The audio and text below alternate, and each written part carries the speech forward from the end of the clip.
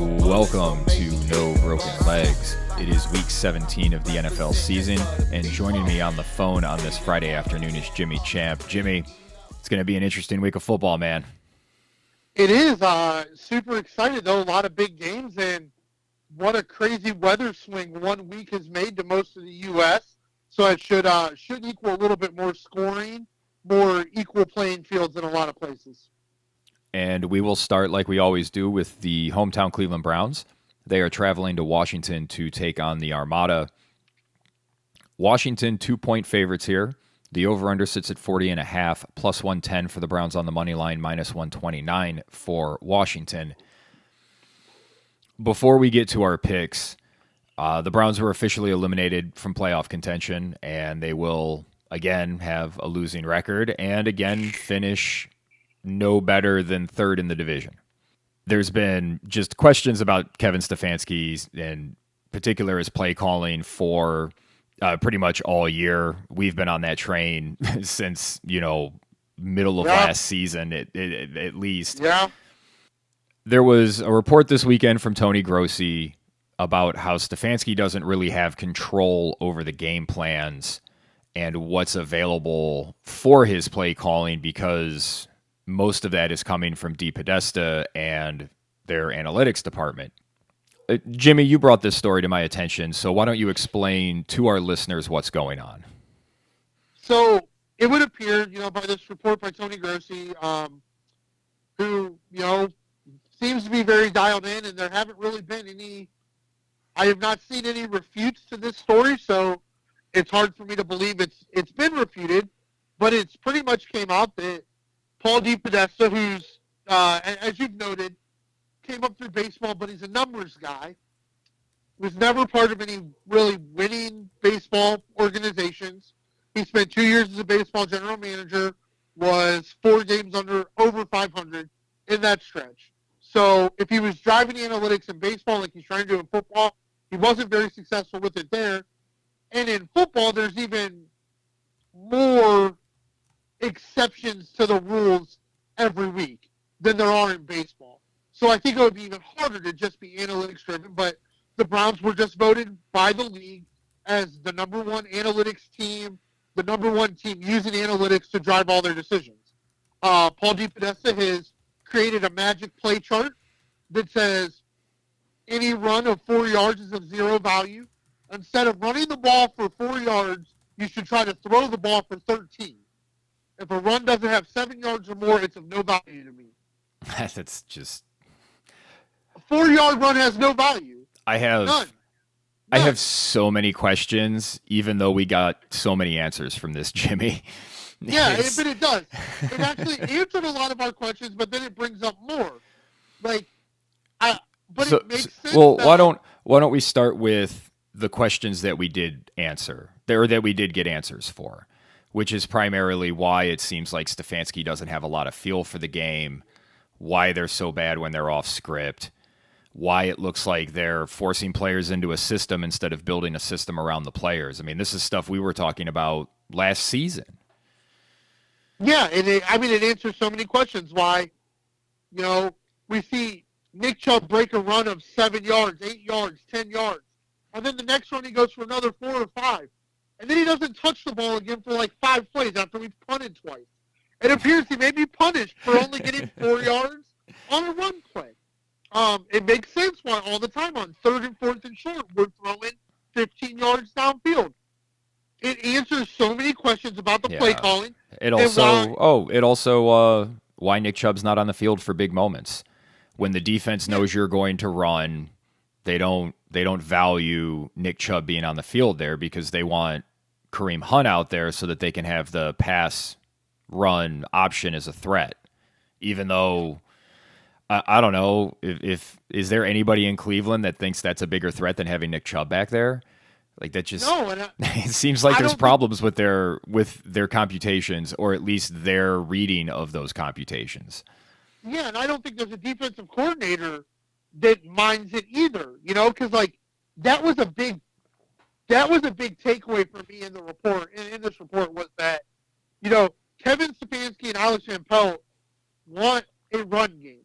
What DePodesta wants them to have is enough of a run game to open up deep play action passes. In the AFC North, that is never going to work. It's never going to work. Pittsburgh and Baltimore, and now Cincinnati, they're always going to have a pass rush. It's never going to work. Just give the ball to Nick Chubb and let him run. But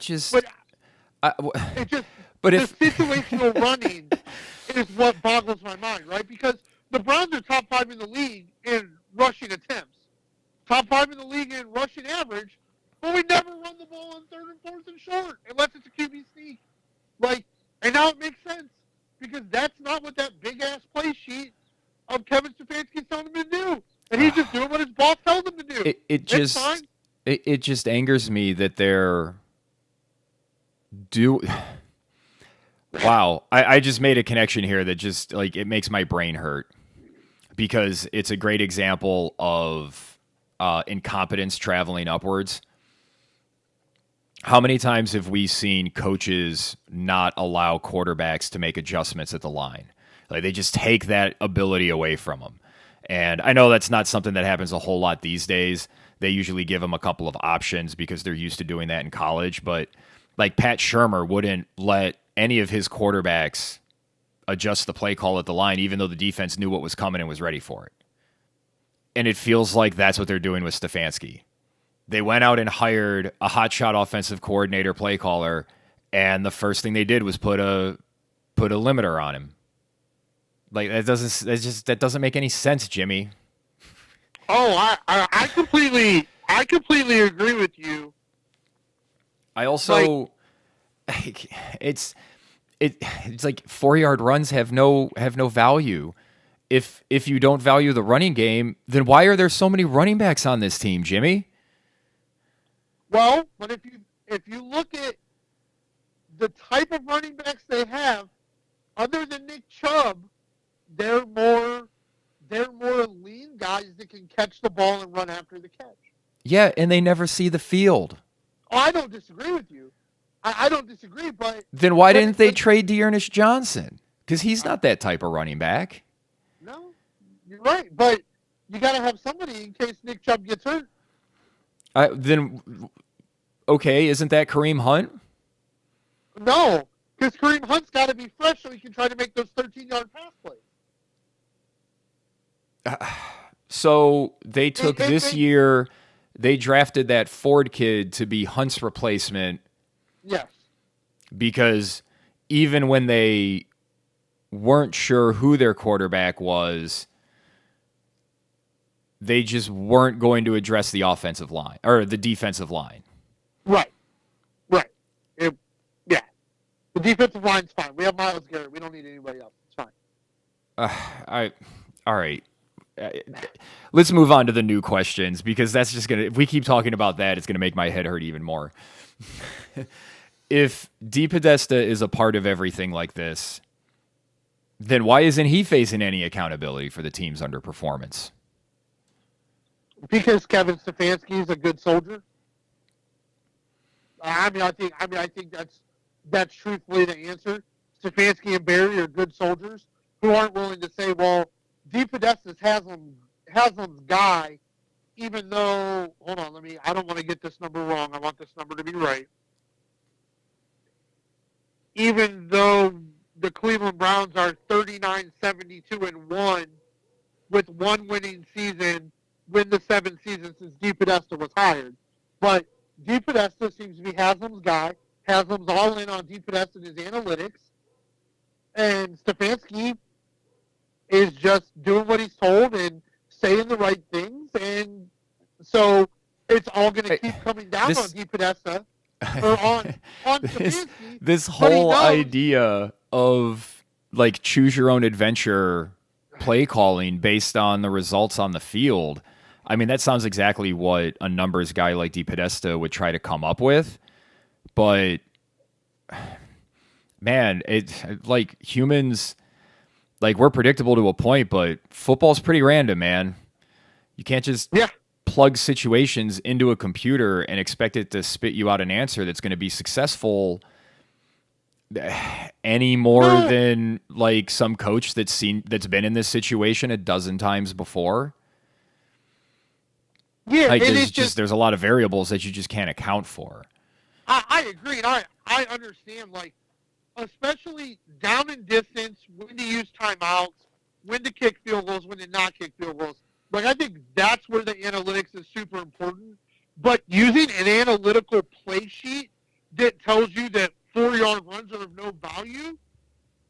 Yeah, it's very it's limiting. Just it just takes away your ability to call something that'll catch him completely off guard. Because I don't think that you can really, how do you put into an algorithm,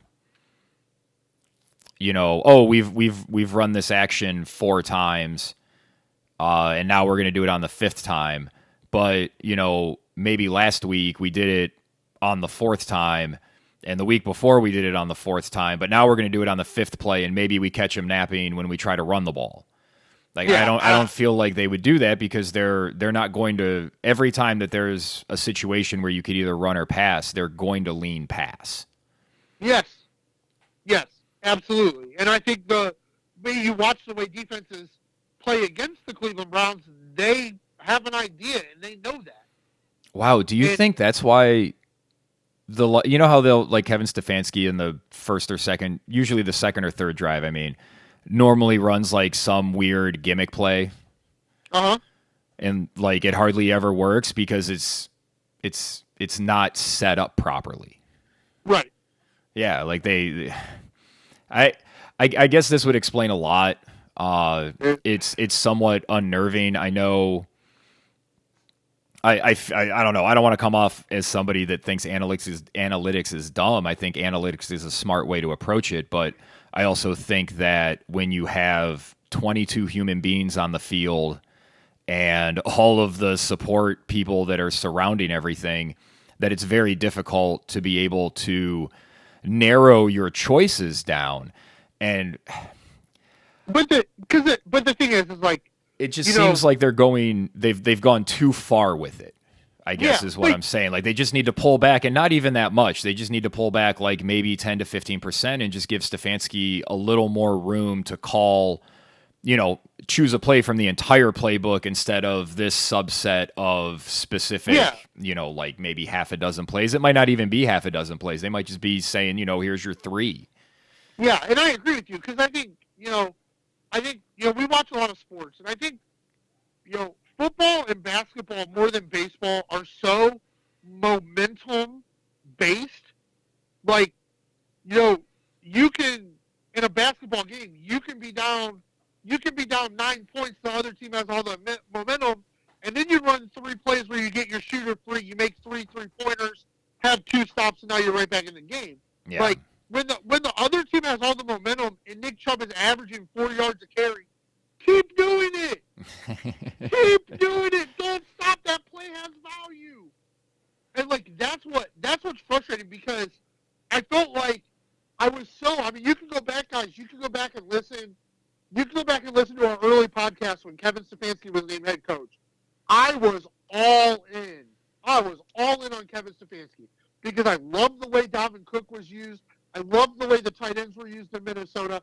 I loved the way play action opened up short, intermediate, deep passes. But Dalvin Cook got fed. I'm like, Nick Chubb is a better version of Dalvin Cook.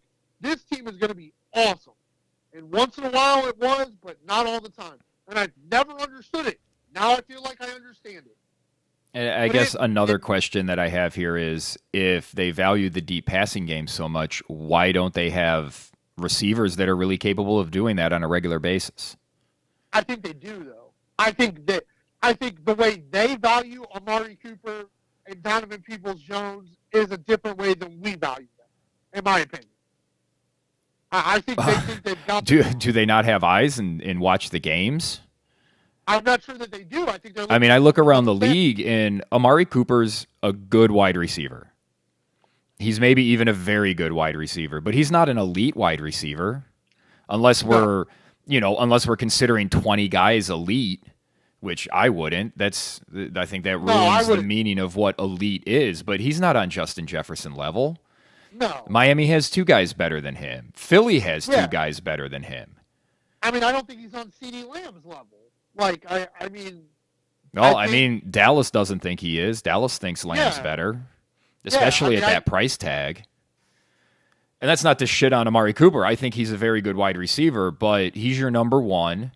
Your number two is DPJ, who I think has performed better than I expected him to this year. But, like, I mean, he can be a deep threat, but when he's not outrunning people or jumping over people to make plays.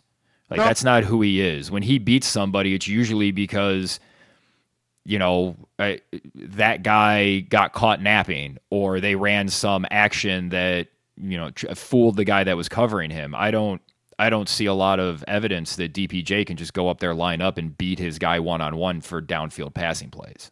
Well, I agree, and I think for this offense to work the way DePodesta imagines it, you need guys that are going to consistently win one-on-one, and we don't have that. And because the defense knows you're probably not going to run the ball, I mean, fuck, you'll throw it 31 times in negative 10-degree weather. Like, you're probably not going to throw the ball. I don't have linebackers on the field. And what's kind of funny about it, though, is it should have worked. They had horrible drops. Yeah. Those passes get caught. The Browns win that game as easily as we thought they should have.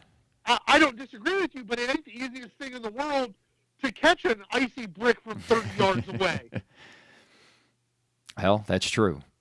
Like, Jesus. What a horrible loss. What a horrible loss that was.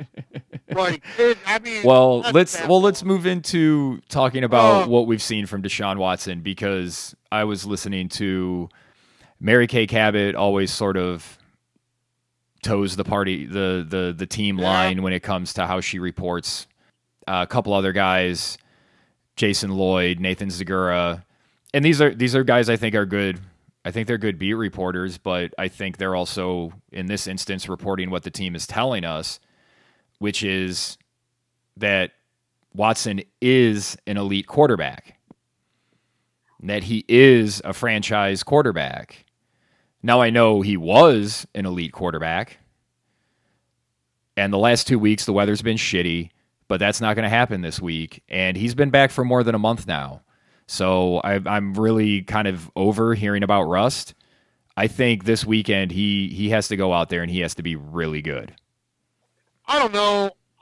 I mean, because there are people that are trying to say, like, they felt like Watson played well in that game.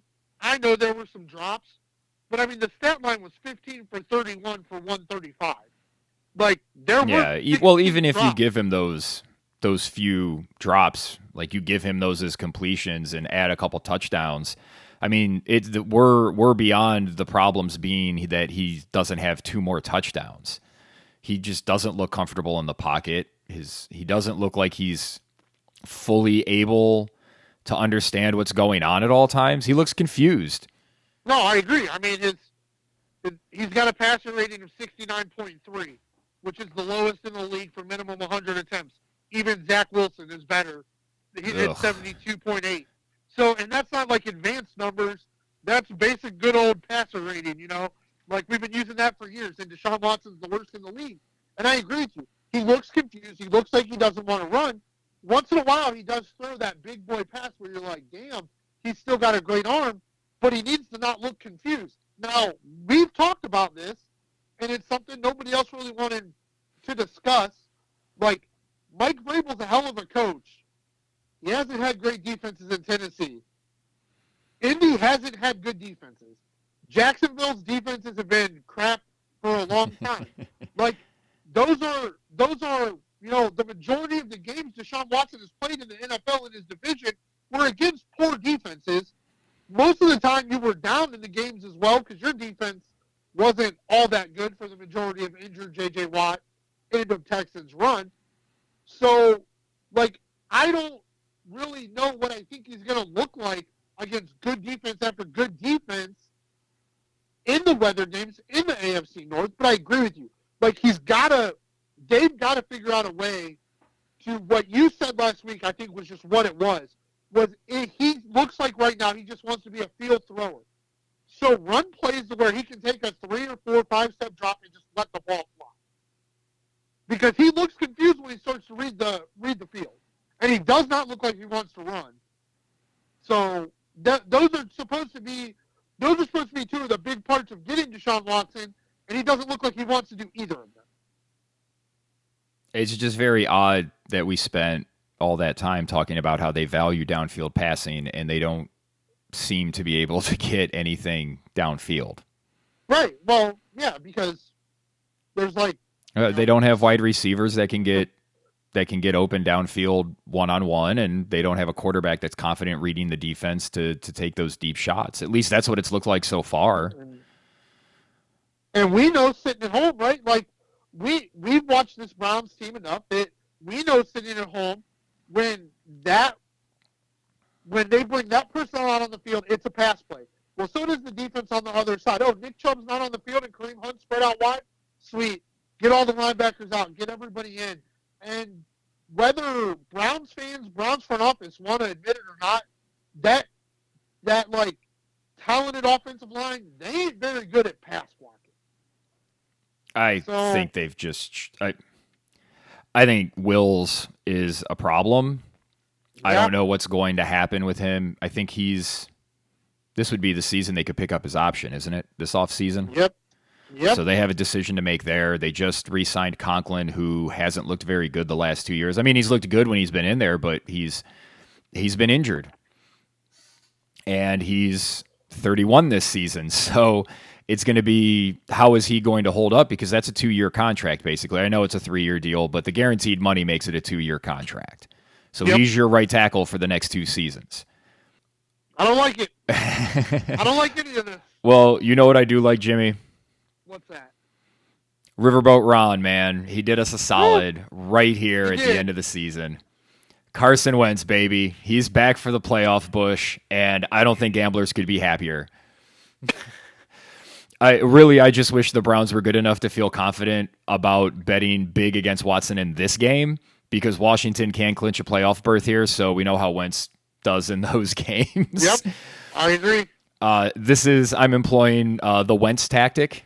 This is he's the honorific of it because he ain't winning the Super Bowl, and I'm just going to bet against them from here on out. And whatever you lose this week or next week, you just make up your losses in the playoffs, and you'll be fine because it's Wentz. You should also bet on him to throw interceptions because that's what he does.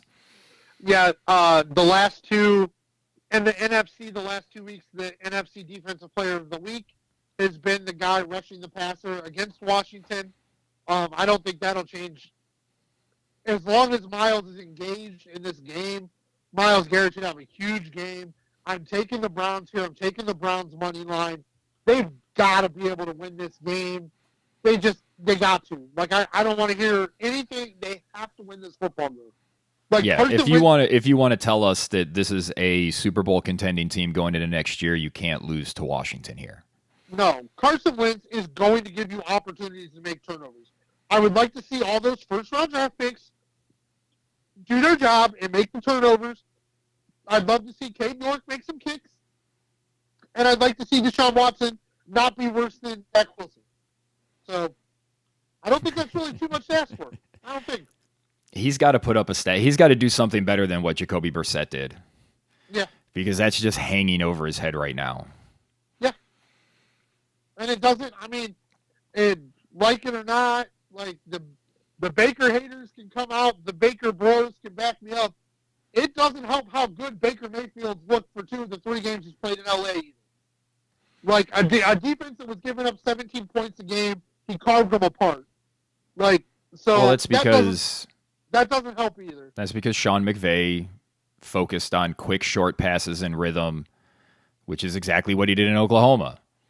Sean McVay can scheme guys open. It doesn't look like Kevin Stefanski can do that with regularity, and especially he can't do it in the big moments. Well, and maybe that's because those plays aren't available to him to call. I don't know. I was gonna say it's tough to consistently scheme guys open 15 yards downfield. Yeah, it's hard to do. Like, that's hard to do. Like, yeah, it really is, especially when you're not valuing those 4-yard runs that help pull safeties and linebackers towards the line of scrimmage so that you can run play action off of that.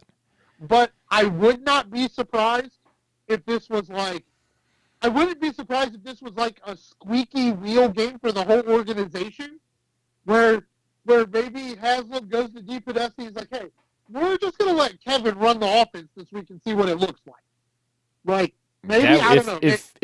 if they've been calling plays like that with DePodesta sort of having this flow chart of what he should be calling or what options he should have to call, then yeah, I totally agree with that idea. I think that would be a very smart thing to do. I've been thinking that they should let Van Pelt call plays just to see what that looks like. Maybe Stefanski has a better understanding of what's going on all sides of the ball, but maybe they've set it up this way where they don't really want a head coach. Somebody's got to be the head coach, so that guy's the head coach. But, you know, the defense is the defense, the offense is the offense. And we've seen that work in other places, but we've also seen that where that's been successful, it seems like you've had exceptional leaders. Yeah. And I don't know if Stefanski is an exceptional leader. I think he's an okay to good leader. Yeah. I think one of the biggest problems this team has is, you mentioned Baker. We can talk about Baker as a leader, the pluses and the minuses, but he's got that dog in him. Yep. Jarvis Landry was the same way. Yep. Like they don't who's got that dog in him on this team? It just has that little bit of swagger. Yep. Or a lot of swagger. That other guys, when it's, you know, you have the Browns are eliminated. Like, this game doesn't really mean anything to them. Like, you need somebody that's coming out like, fuck no, man. We're not just going out like this. Well, and that's the thing. Like, that's why I'm super, we talked about this last week, too. Like, I'm super interested to see what this game looks like because every Browns coach and player to a T has got in front of a microphone this week and said, no, these games still matter.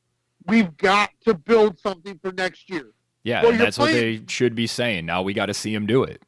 You're playing Carson Wentz with a bad offensive line. Defensively, you should not have problems. What do you look like offensively? Against a pretty good defense.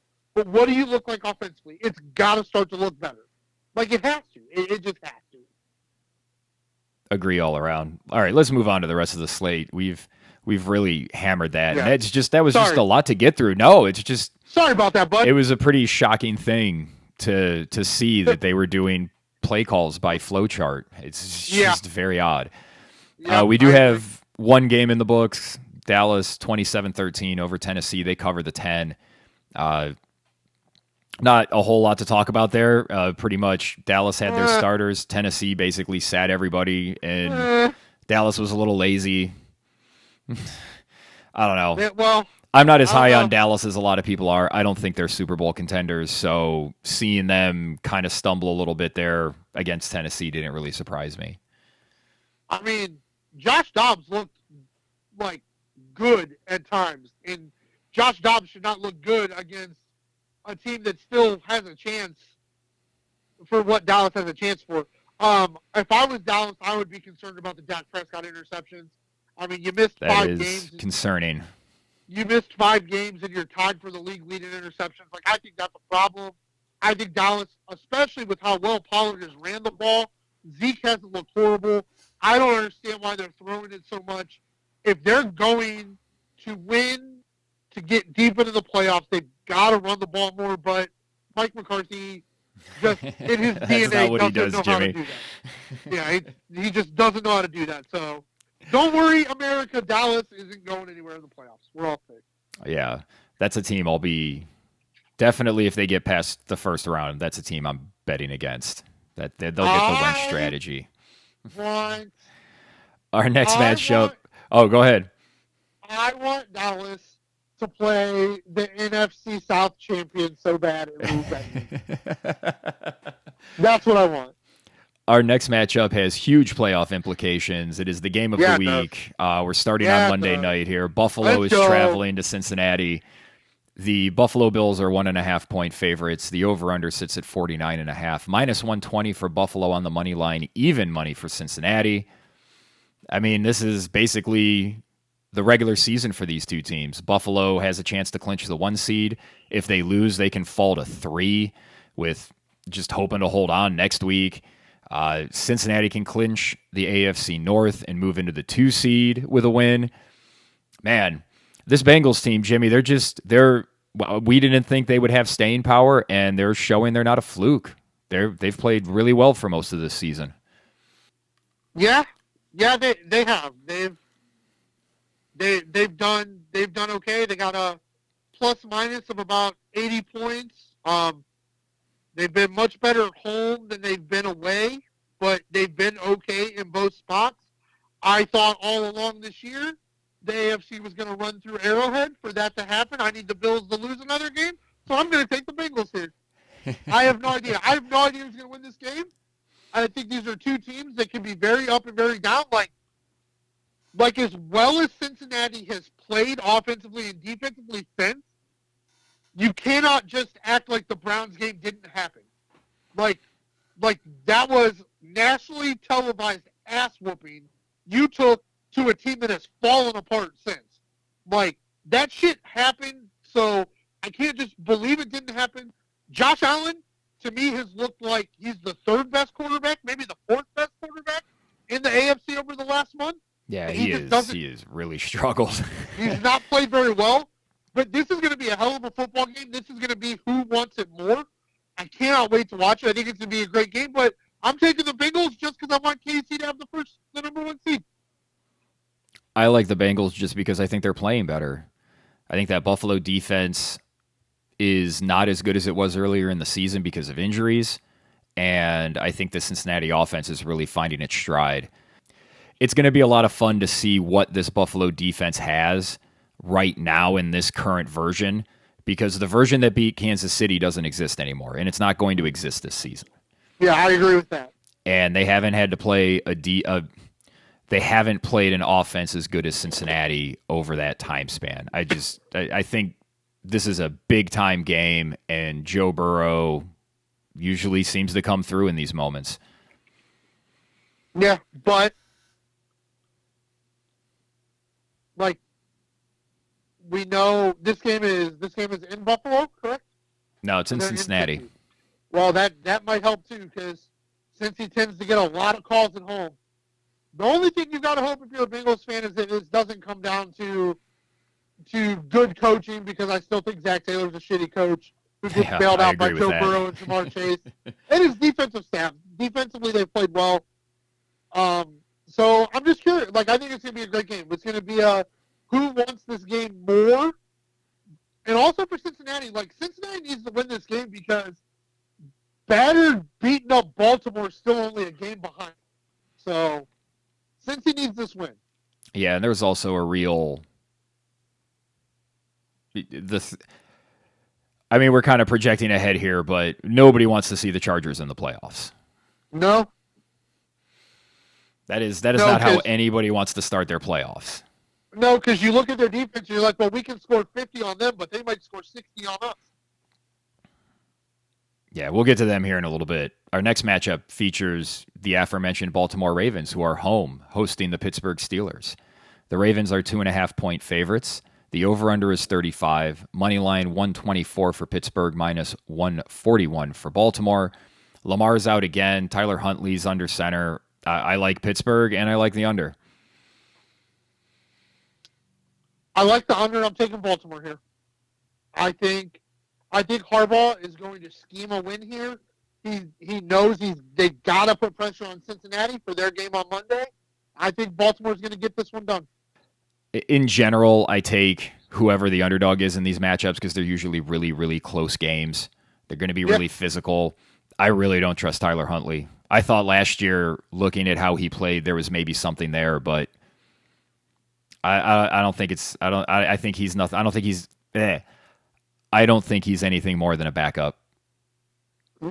He'll probably get a chance to start somewhere eventually because there's a lot of openings and a lot of opportunities out there. And he's shown some things, but I just don't think he's a good enough thrower.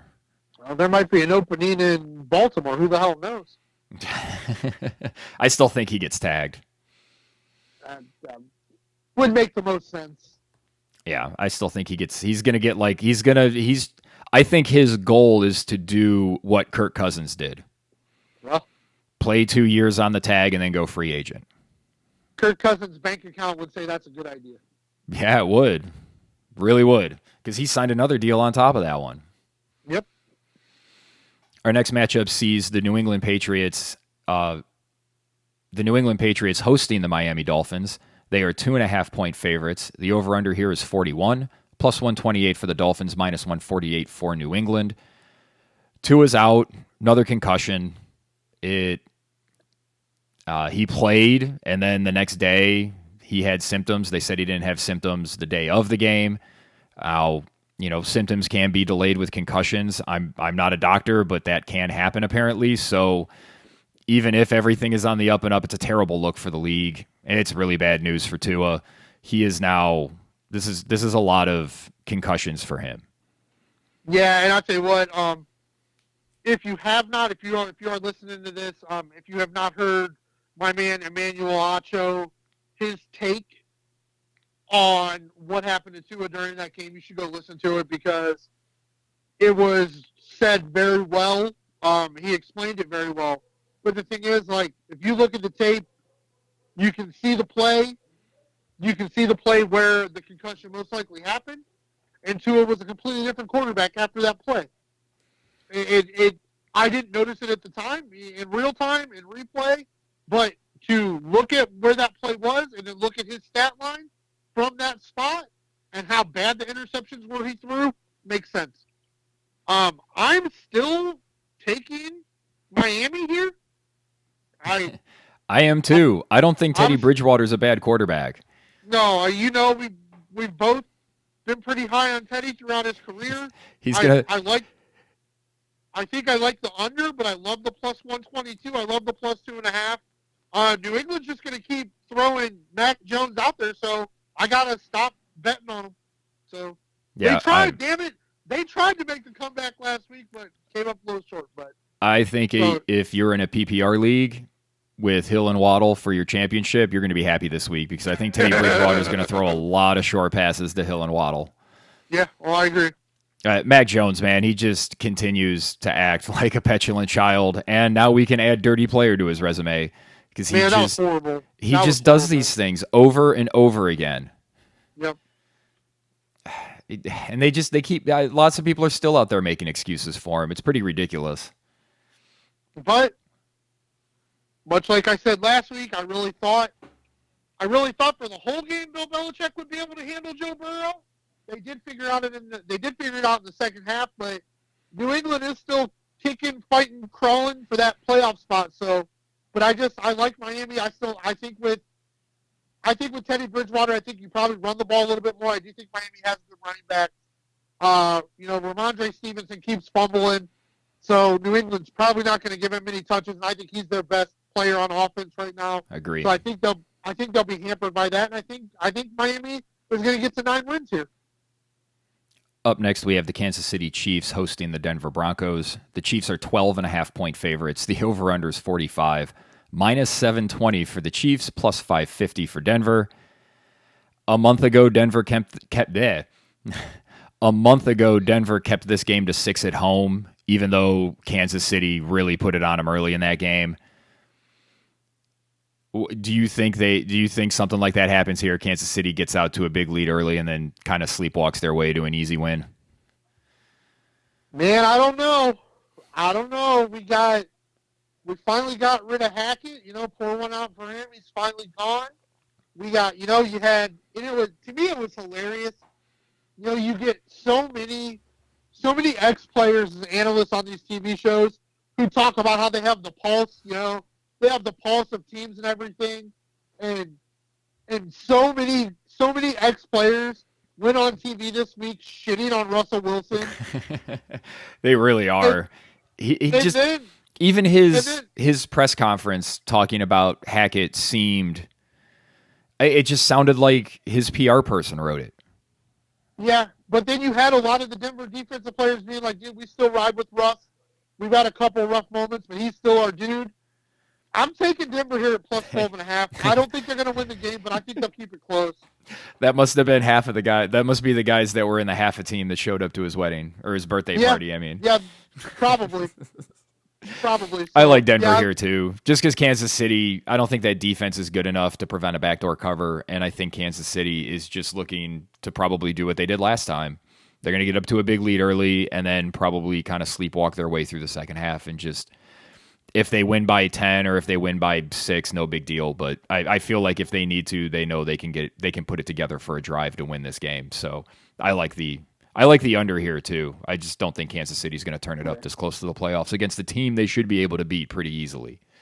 Yeah, well, yeah, but I mean, Kansas City's been slow and steady all year. They figured out how to produce their offense without Tyreek Hill, and when Buffalo loses to Cincinnati, they're right back where they want to be and headed back to the Super Bowl, in my opinion. Yeah, and they look as scary as ever. Except for that defense. The young guys on that defense need to step up if they're going to make a real run in the playoffs. Yeah, absolutely. Next up, we have the surging Jacksonville Jaguars traveling to Houston to take on the suddenly surging Houston Texans. The Jaguars are 3-point favorites. The over-under sits at 43, minus 167 for Jacksonville, plus 145 for Houston. The Jags will not be resting their guys on this game, and I really think that both Jacksonville and Tennessee got this right in how they played it. Because next week, they play for their division. That's probably going to be the 8 o'clock game, but we'll see how that all shakes out. But Jacksonville is a young team, and they are hot, they are on a roll, and there is no reason to break the cipher for them. This one is hard for me because Jacksonville's been playing well, but you just love both of these teams so much. They're 0-7 in their last 7 games against the Houston Texans. I'm gonna take Jacksonville here because I believe in what Trevor Lawrence is doing. I believe in the offensive pieces, and I think they want to go into the game against Tennessee feeling good about what they're doing. So I am going to take Jacksonville here, but if Houston outright won this game, I wouldn't be shocked. But I'm gonna give Trevor Lawrence some credit here. He's earned a little bit right now, and we're gonna keep chasing that AFC South championship bet, bud. This was a 4.5-point spread earlier in the week, and I liked Houston then. Now I feel like this is just going to be a push. I feel like Jacksonville wins this game by 3. Yeah. So that would be my pick.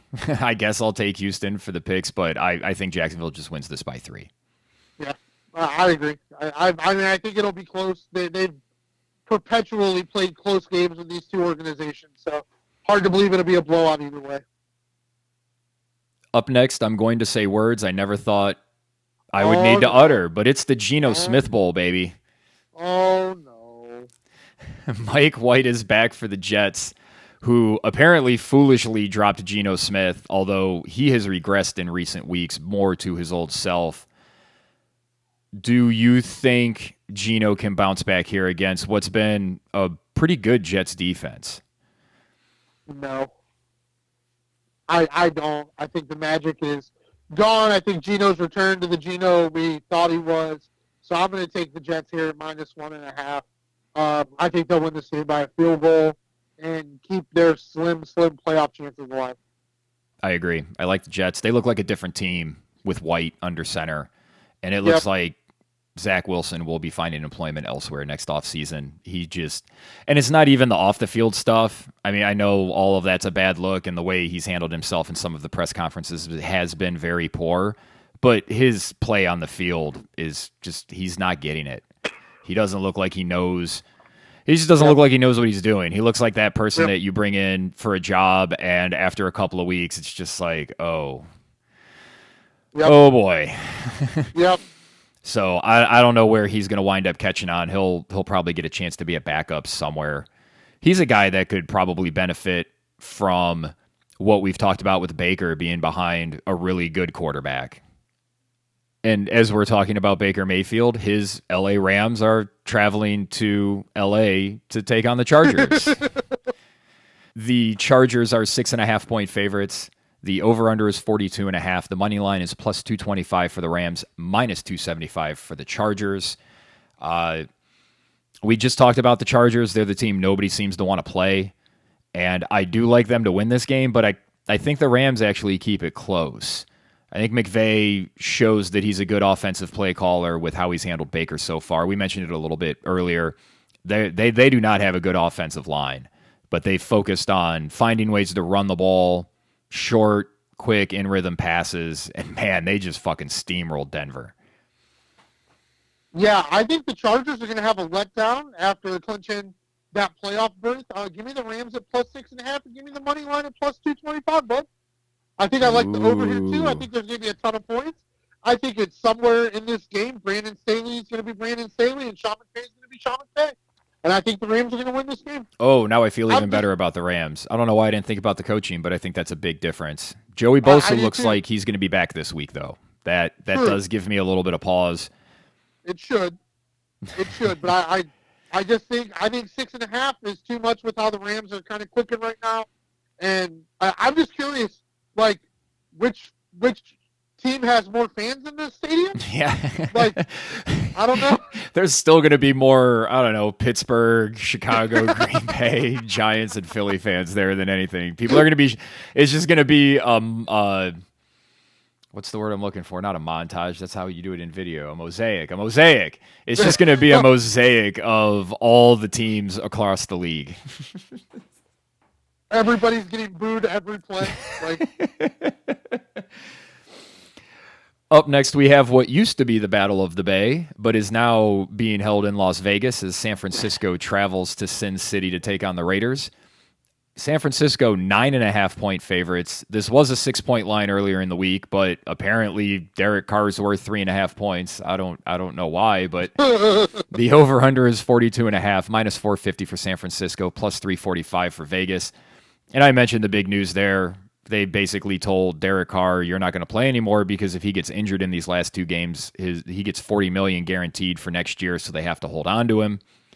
Yep. I think this means he's gone in the offseason. I don't know how you do this to a guy and bring him back, especially with the way the locker room has responded. Holy shit, man. They are not happy with this. No. Well, I mean, especially Devontae Adams. Like, now what the hell do you do with that? Like, you pretty much have to bring in a quarterback that he's going to want to play for. Like, I that's going to be crazy to me. I don't know. You might have to trade Adams, too. I don't know. I don't think there's a game on the schedule I'm more sure of than San Francisco winning this game by 2 touchdowns. Yeah. That San Francisco defense has just been eating teams alive since that Chiefs game when the Chiefs ate them alive. And Jason Stidham, man. Good luck, Jason. We're just hoping you get out of this one okay. I don't care if you get out of it okay. Like, Derek Carr's we don't think Derek Carr is a very good to elite quarterback, but he's being done wrong here. They have lost so many games this year because of the defense, not because of the offense. He's thrown more interceptions. All of his numbers are down this year. Part of it's because he's trying to throw the ball to Devontae Adams too much, and part of it might be because Josh McDaniels is once again sucking as a head coach in the NFL. Can you find somewhere for me where I can get my Derek Carr to the Colts bet soon? Because that's where he's going. That's where you think he winds up? I see him as a Colt next year, yeah. I think he moves to the top of the free agent quarterback listings.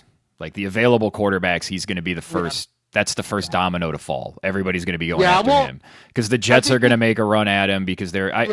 Just to be clear, I don't think Derek Carr moves the needle for any of these mid-tier teams that are trying to make a leap. But I think I don't think he's that guy, man. Well, there's being that guy. There's been an upgrade from Mike White and Zach Wilson.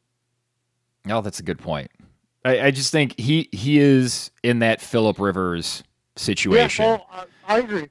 Is he a good quarterback? Yeah, he's a good quarterback. But every time in the playoffs, you look at the list of quarterbacks, and he's either going to be last or next to last. Yep. Especially in that AFC with now you've got Trevor Lawrence surging. Justin Herbert is proving what people have been saying about him. There's, Allen, Mahomes, Burrow. Those guys are pretty good, I've heard. And, whatever happens with Lamar. So just right there, like that's 7 quarterbacks. Yeah. If you're going to make, and we didn't even mention, if Watson somehow finds what he had before and makes the Browns a real contender, that's 8 quarterbacks that Derek Carr is not better than. Yep. No, I agree with that for sure. And, I think somebody's going to pay him so much money next year and be so disappointed. Yeah. It's just how it's going to be because that situation isn't going to change unless he winds up in the NFC. And speaking of NFC teams, let's start with a place he might go. I'm going to skip. I'm actually going to come back to Philadelphia, New Orleans, because the New York Giants might be looking for a quarterback.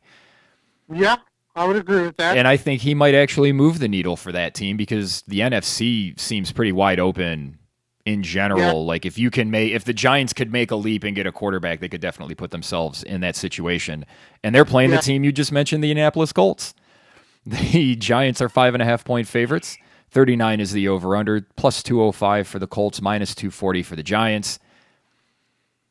I wouldn't bet the Giants here, even though I think they cover. I'm just not comfortable with it. I do like the money line. I think you can put them in some teases with Philly and San Francisco, even some 7-point teases, because you're actually, now they can lose by a point, and it's a push. But I just, hopefully this is, we're only a week and a half away from the firing of Jeff Saturday, who just had no business being a head coach in the first place. Yep. No, I'm super confident here. The Giants win this game by a touchdown, so the 5.5 doesn't scare me at all. I love the Giants in this spot. They'll get their 9th win of the season. Wow, they get to 10. That's definitely, Brian Daboll puts himself, the plants his flag for Coach of the Year. I mean, that's... The voters have, the Coach of the Year voters actually, they've got, you've got to consider Brian Daboll. You've got to consider Nick Sirianni. If Jacksonville wins the division, you have to consider Doug Peterson. Wow, If Philly would slip up and Kyle Shanahan wins the NFC with Brock Purdy, you got to consider Kyle Shanahan has to be considered. Wow, a lot of good for as much bad coaching and bad quarterback play as there's been this year. There's actually been a lot of good quarterback play and a lot of good coaching. Yeah. It's kind of been feast or famine in the league this year. Yeah, and you just mentioned Sirianni in Philadelphia. They're hosting the New Orleans Saints. The Eagles are 5.5-point favorites. The over/under is 41.5, plus 230 for the Saints, minus 250 for Philadelphia. Man, Minshew looked really good because Philly has just so many weapons. Yeah. Yeah. I expect that to continue this week. I think New Orleans still stinks, and I think Philly's going to clinch everything up here. Yeah, I think New Orleans finally falls out of the race for the division there. I think Philly goes ahead and gets it done, gets the 14, and gets the NFC locked up. And you just mentioned the NFC South with New Orleans. The game that will decide the NFC South, it seems, is Tampa Bay hosting Carolina. Tampa Bay 4-point favorites here. 40.5 is the over/under. Minus 195 for the Bucks, plus 168 for the Panthers.